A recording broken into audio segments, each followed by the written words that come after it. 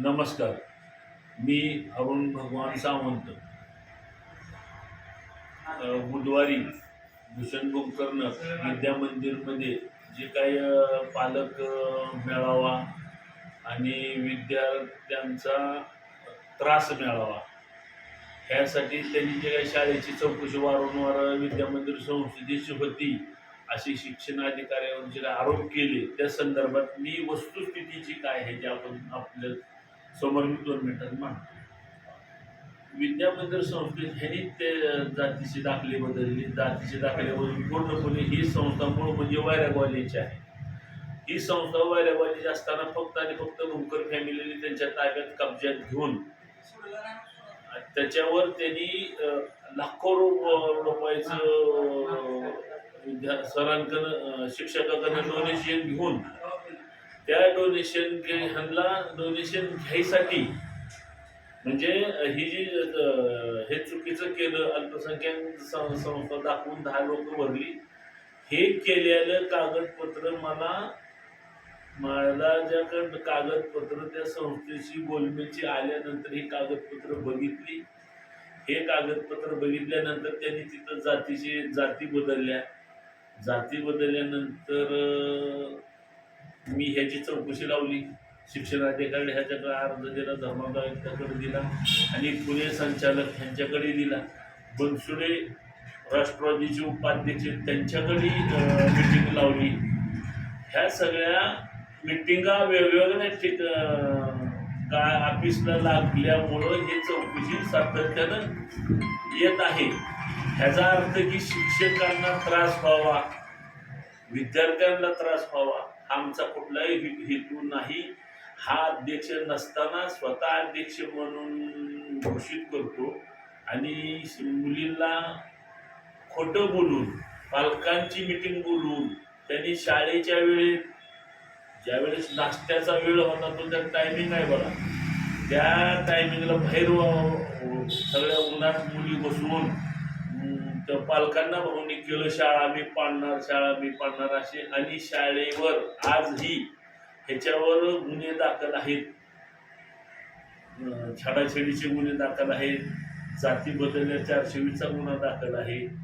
आणि ह्याला कुठलाही अधिकार नसताना त्या संस्थेला शाळा तास चालू असताना पालकांना सुद्धा आपण आपल्या मुलांना भेटू शकत नाही. हा कायदा आहे, हा नियम आहे.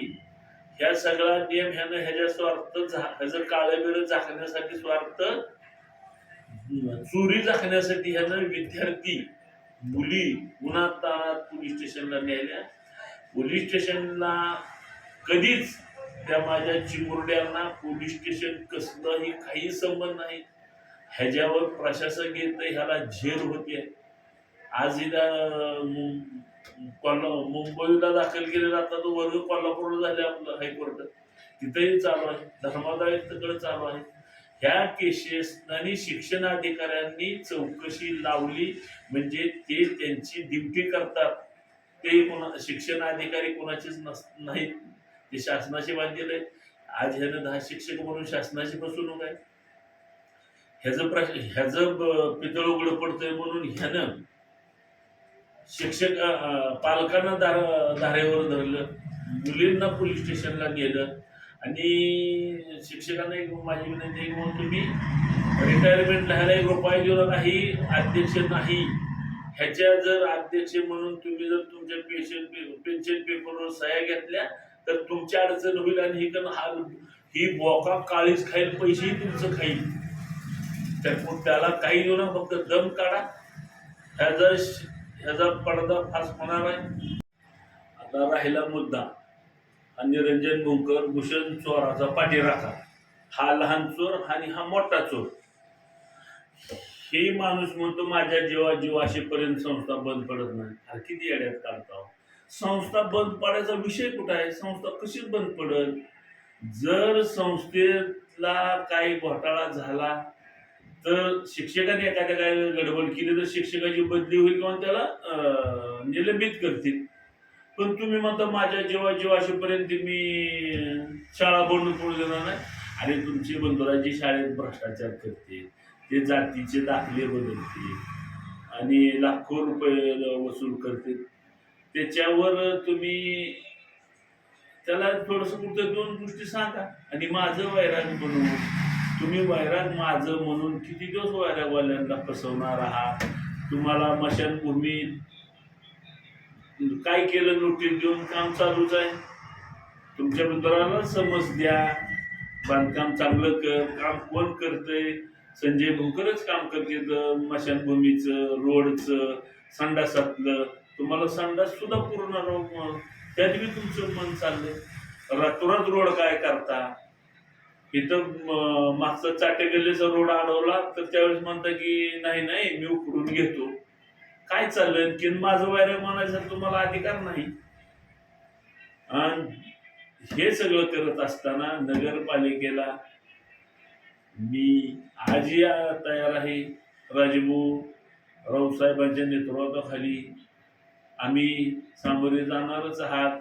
आणि वैरागवाले हे जे तुमचं बोल बंगाल आहे, तुम्ही कुठल्या कुठल्या संस्थेच्या जागेत राहता म्हणून तुमचं पितळ उघडं पडू नये, किंवा ते संस्थेची जागा तुम्ही तिथं बँक टाकली, गाळे बांधले, त्याचा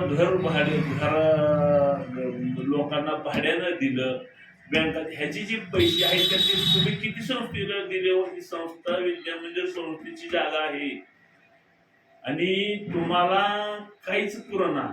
आणि आता पक्क वैरागवाले ओळखून घेतलंय. त्यामुळं कधी बी इलेक्शन जरी आता तुम्ही सगळ्यांनी राजीनामा देऊन उद्या जरी इलेक्शन लावलं तरीही आम्ही उद्या राजभाऊ राऊतच्या नेतृत्वाखाली तुमच्या बरोबर लढायला आम्ही समर्थ आहोत.